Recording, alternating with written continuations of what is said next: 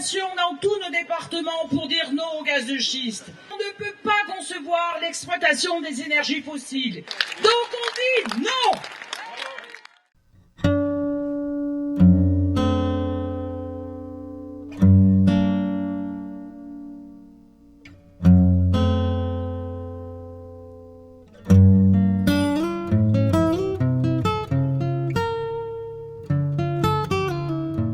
J'ai découvert au printemps 2020 la liste du permis de Nantes, répertoriant les 280 villages français destinés à être exploités pour l'extraction du gaz de schiste par une société pétrolière texane.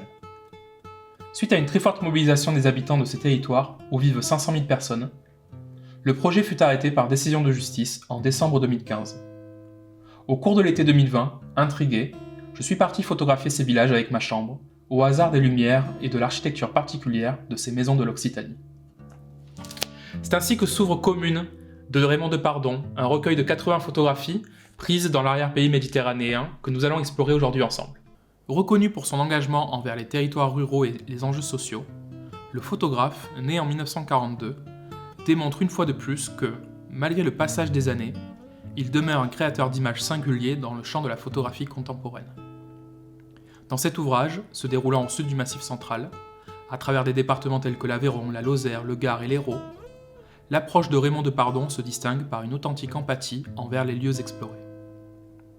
Si sa vision, devenue profondément contemplative et contrastant définitivement avec son passé en tant que reporter, s'est résolument éloignée de l'agitation sociale et politique, il n'en demeure pas moins que son regard continue d'interroger. Inscrite dans la lignée directe de certaines thématiques qui ne cessent de le passionner, cette évolution laisse la part belle à une esthétique encore plus épurée qu'à l'accoutumée, rappelant par certains moments l'art sculptural. Le photographe semble avoir accordé du temps au temps afin de se concentrer pleinement sur la représentation formelle des territoires qu'il explore.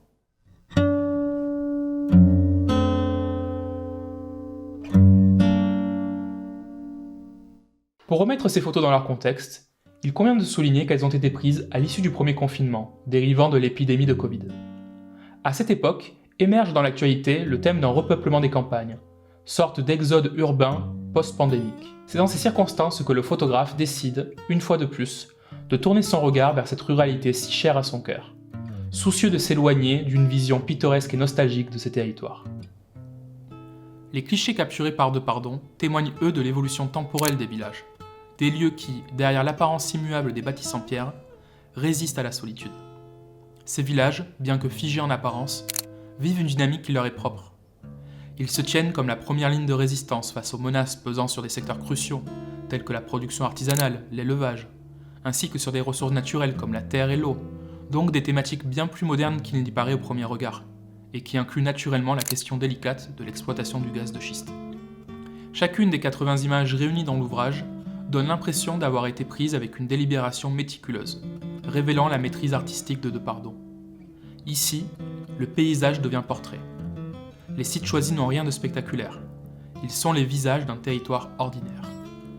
Son approche attentive permet au lecteur de s'immerger pleinement dans ces paysages de l'Occitanie, de ressentir la fraîcheur de l'ombre des ruelles étroites, ou bien encore d'entendre le murmure du vent à travers les branches des arbres centenaires.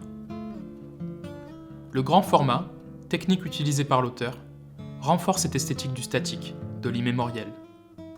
Les images en noir et blanc capturent les architectures des villages avec des jeux angulaires d'ombre et de lumière, soulignant ainsi leur beauté particulière. Depardon est un photographe qui change d'appareil selon les projets qu'il développe. Ici, il fait le choix de photos verticales prises à la chambre 20 par 25, presque carrées mais encore pourvues d'un haut et d'un bas, lui permettant de jouer sur le ciel ou sur le sol, mais également de renforcer les vertus abstractives des bâtiments, tout en disposant d'une netteté incomparable. Cette façon de photographier a un rapport direct avec l'aura contemplative qui se dégage de toute la série. Il faut s'imaginer Depardon se déplacer dans ces villages du sud de la France, avec cet appareil sur le dos en plein été, l'obligeant à s'arrêter un bon moment devant ce qu'il veut photographier. Cette manière analogique de concevoir une image l'oblige à réfléchir à chaque prise de vue, contrairement au monde numérique où l'on peut shooter à l'infini.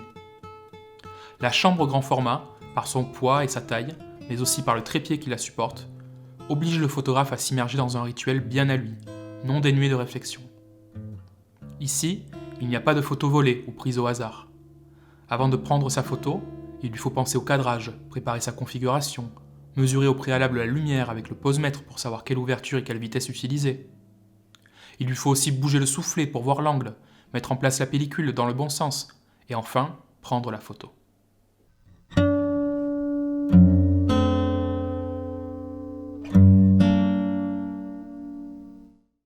Au-delà de la simple représentation de ces paysages pittoresques, Commune devient un hommage à la résilience humaine face aux défis modernes. Les photographies incitent à la réflexion sur la valeur de l'ancrage culturel et de la préservation de modes de vie davantage en adéquation avec l'environnement, dans un monde toujours plus urbain et en perpétuel changement. Bien qu'à première vue les photographies paraissent désertes, Depardon révèle subtilement la présence humaine qui persiste dans ces lieux de vie.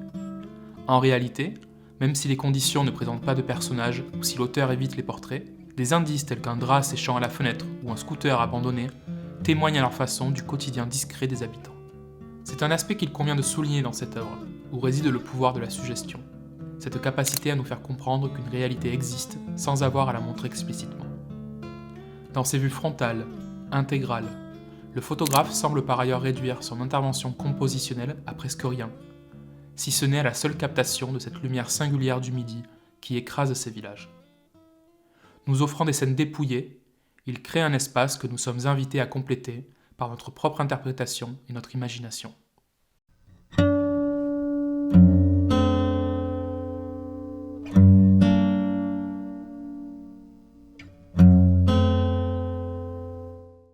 Ainsi se déploie sous nos yeux le résultat d'une évolution progressive du regard d'un auteur à la très longue carrière, dont il convient ici de rappeler quelques moments essentiels.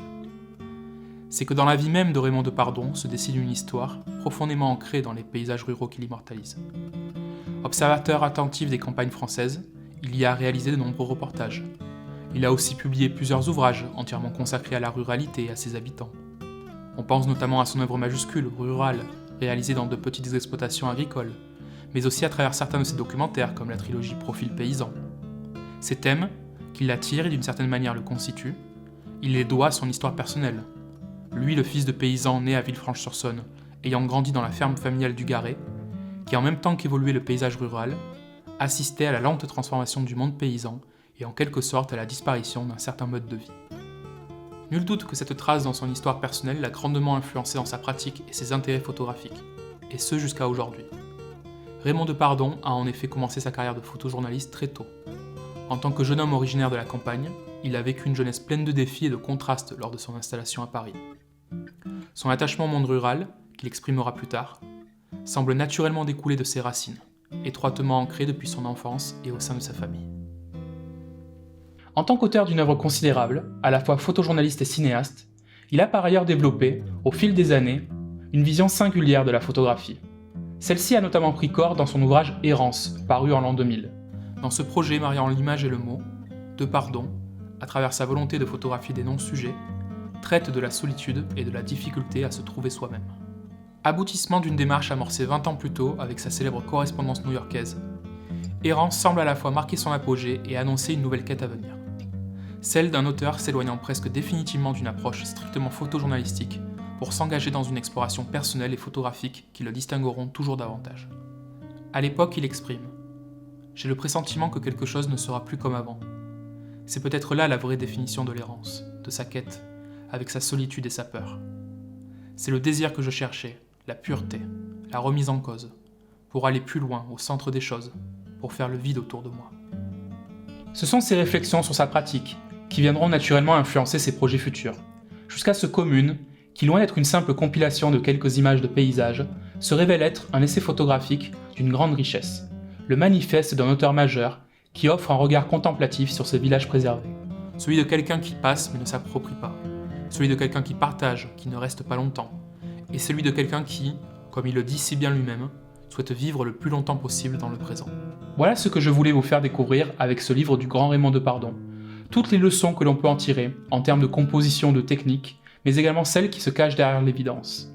N'hésitez pas à commenter, partager ou à nous laisser une suggestion de livre que vous aimeriez que nous traitions à l'avenir chez Prélude. En attendant, je vous dis à la prochaine.